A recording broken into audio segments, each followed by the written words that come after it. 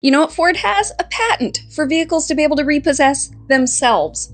And I read it so you don't have to. That's you, number 120. That's your repossession computer, that's a camera, and that's a camera. But we'll come back to the cameras. In the event that you become delinquent on your payments, the computers will then begin to communicate with each other. One of those computers will be your lending institution. Now, warning messages will be sent to you. In the event that you do not answer those messages or try to resolve your delinquency, the first step will be to make you become uncomfortable to drive the vehicle, such as disabling things like cruise control, your automatic windows, your automatic seats, or the infotainment system. Step 2, when you, number 120, come near the vehicle, an unpleasant noise will continue to be played. You will not be able to shut off that sound without contacting, that's right, your lending institution. If, in spite of the sound produced, you still fail to respond to their messages and fix your delinquency, they will then move on to the next phase, which is disabling some, if not all, of the primary use components. For example, the engine, the brakes, the accelerator, the steering wheel, the doors, and lights of the vehicle. You know, everything you'd need to drive. You remember the cameras I told you about, 130 and 140? Yeah, well, they would be able to use those for video clips or even video streaming to see if your vehicle is parked inside a garage. Now, should it get to this point, the vehicle will autonomously drive itself from the owner's premises to either a repossession agency, an impound yard, or any other predetermined location. So if you'd like to read this for yourself, there's the patent number. Now, a spokesperson for Ford said, "We don't have any plans to deploy this," and I'm thinking it's probably because they don't know how they'd get it out of a garage if it's in one. Just a thought. Anyway, they say, "We submit patents to new inventions all the time. It doesn't mean it's a new business or product plan." At 12:50 a.m., the security alarm goes off, says there's an intruder. After playing back the footage, the homeowner was confused. What happened here? I personally watched this footage over and over again, and the only excuse I can come up with was possibly a direct energy weapon or something interdimensional.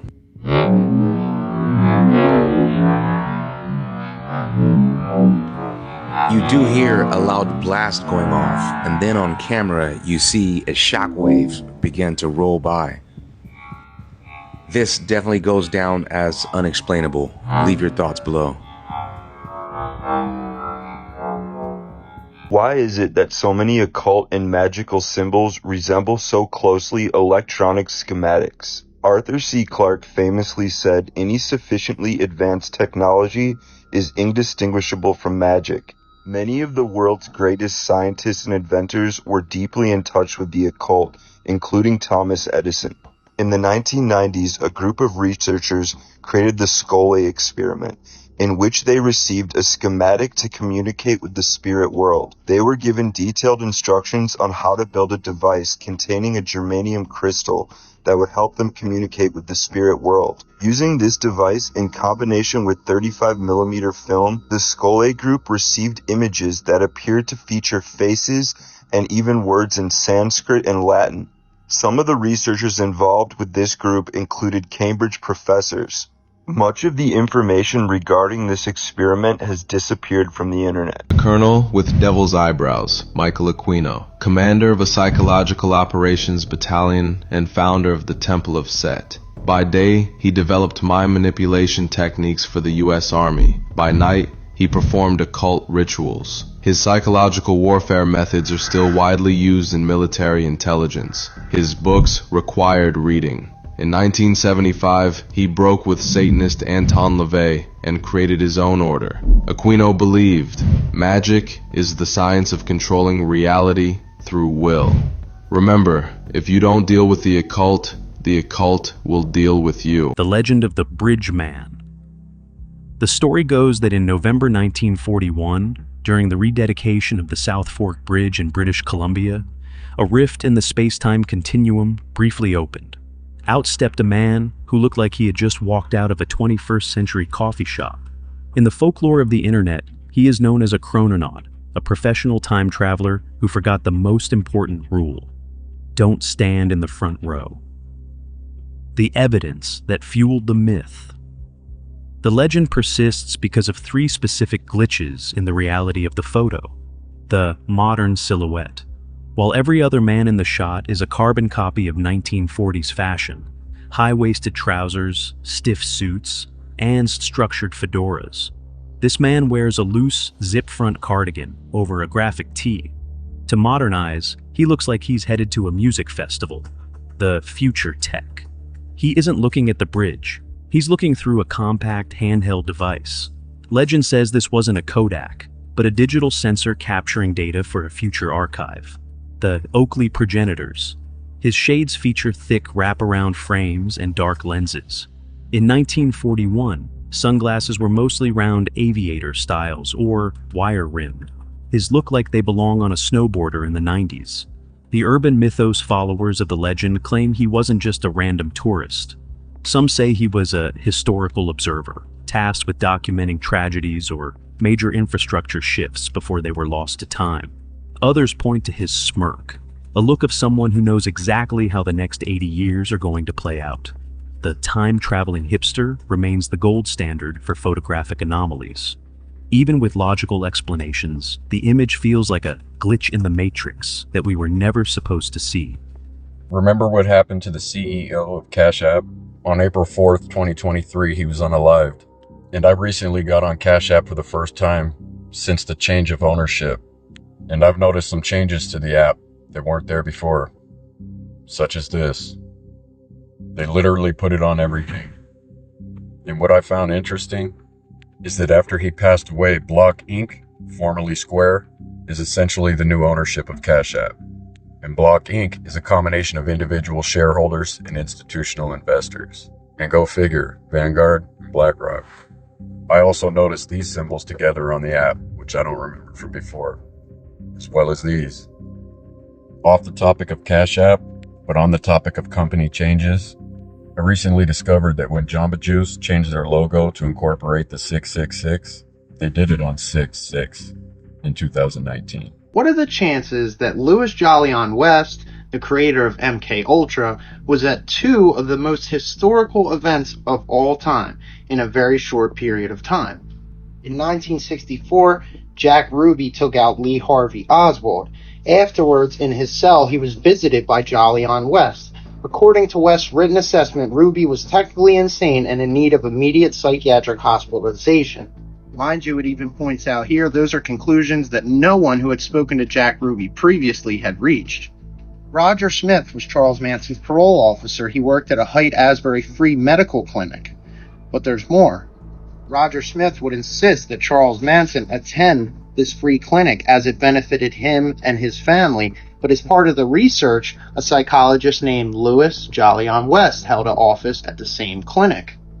This being the same person that created MK Ultra. Mind blown. Month or so. How about this one? People counting. You want to take a deep dive into your dystopian future under the digital surveillance state. It's right here. This little board here tells you how many times people have come through the park. Essentially, it tells you how many unconnected Wi-Fi devices there are. So that would be everyone's phone. It's telling you how many people are in the park at the moment. So once again, imagine a lockdown scenario, another emergency, another COVID outbreak, or monkeypox, or, whatever you like, you name it, we'll make it up. 6 devices in this park at the moment. That's down 50% for normal. Your local government, your state government, your federal government want it to be none. And this will tell you, these sensors up in this light, the Wi-Fi connections, they're all interlocked. There will be facial recognition cameras in there. So, don't think you're just going to leave your phone at home. The cameras will pick you up in future. All seems very innocuous, but the reality here is what we are seeing is the very real and very, very, in my view, concerning future for how we go. These areas are all going to be geofenced, and there's going to be more data about you out there and what you do per day. And I hear people saying, I've got no problem with any of this. I don't do anything wrong. Well, that all depends on whether or not your government has the same viewpoint as you. And we've seen this played out in the last 18 months through the COVID period. I've got to tell you, I don't like this at all. Looks pretty innocuous, but to me, there's a bigger, badder future that comes with it. Make sure you're thinking about this. Make sure you're talking to your friends about it, and make sure you're telling your politicians that you don't want a social credit style system like currently rolling out over in China with the CCP. We don't want to go anywhere near this. I have a bad feeling this is where we're headed. The other reason that they got rid of the bells that most people don't know is because the bells have languages written on them. If you look at the old bells of the 1940s all the way back to the 1700s, there's actually scripture that is written on the bells, and there's old languages in which we don't use anymore. And if you think about it, old languages would tell you something different. There's also lots of angels on the bells. There also used to be lots of angels on top of the buildings. So you kind of seeing how like certain things have been kind of like wiped away, and because of that, it's changed the way that people think. When you don't see angels anymore, and you don't see this ancient scripture, and you don't see these ancient languages, you believe the narrative. So that is why a lot of those bells have disappeared. And with bells, you can get rid of storms, you know, when you ring the bell. You can also ring the bell if there's a weirdo in your town, so you guys can all find that person and get rid of that person and kick them out. And then on top of it, it would heal the people and also heal the plants and heal all the birds and everything else. This is why you hear like birds chirping. They love wind chimes. They love sound effects like that. That's the connection to the bells. Did you know that the World Economic Forum gave age predictions for the world in 2030? Number 1, all products will have become services. This basically means that you will owe nothing and you will be happy. Number 2, you will have to pay for your carbon footprint. Number 3, the United States dominance in the world is over and we will have a handful of global powers. Number 4, say goodbye to hospitals and hello, hospitals. Number 5, we will all eat less meat. Number 6, over 1 billion people will be displaced by 2030. Number 7, the values that built the West will have been tested to the breaking point. Number 8, alien life will be discovered and humans will be ready to move to Mars. Destroying the passenger rail lines in America directly caused every single livability issue that we currently face today as a nation. You wouldn't know it today, but at one point in time, the US had the world's largest passenger rail service with over 1 billion customers a year, and at one point in time, the Pennsylvania Rail Company was literally the largest company in the world. And this power was reflected in both the trains themselves, which had Art Deco styling, as well as the architectural marvels of train stations that were placed in the middle of city centers within walking distance of all of the things that you would need in that city. And then the Fire Nation attacked. Specifically, this man, Henry Ford, and other automotive bigwigs started lobbying city planners to start constructing their cities not around people and definitely not around trains, but around the automobile. And what we got was this, where huge parcels of every single human civilization is devoted not to like gardens, not the parks, not to even like office buildings or money-making centers, but the parking and the cars.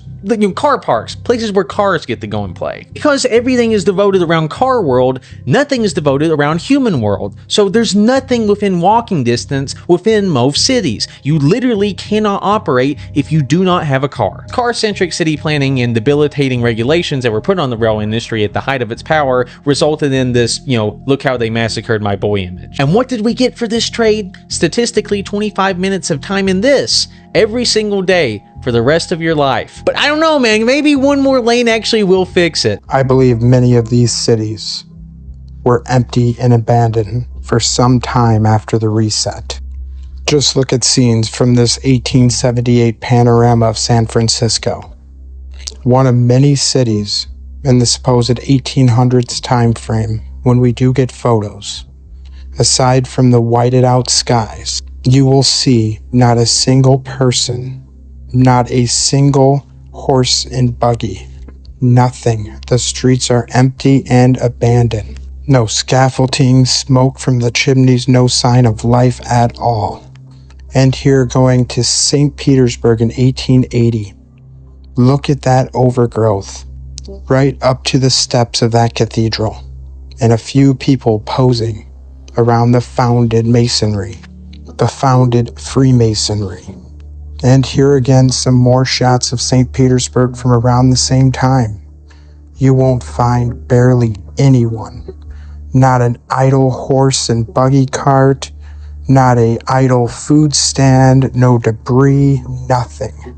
Just muddy, abandoned streets. The official narrative is just long exposure time. That's how cameras work then. But let's look at some shots from the same time period. Some even older than those photos. And you'll see a vibrant city street life, marching soldiers. What you will see with the exposure time on long is a blur, which is not what you see here. Look to places like the catacombs of Paris, with millions of bones laid out in the most eerie way for the question of where all the remains were after these cities were dug out. They had to be put somewhere. History is nothing more than a set of lies agreed upon. If you enjoyed today's video on Anonymous Official, leave a like and subscribe if you haven't done so already. Thanks for watching and sticking with us.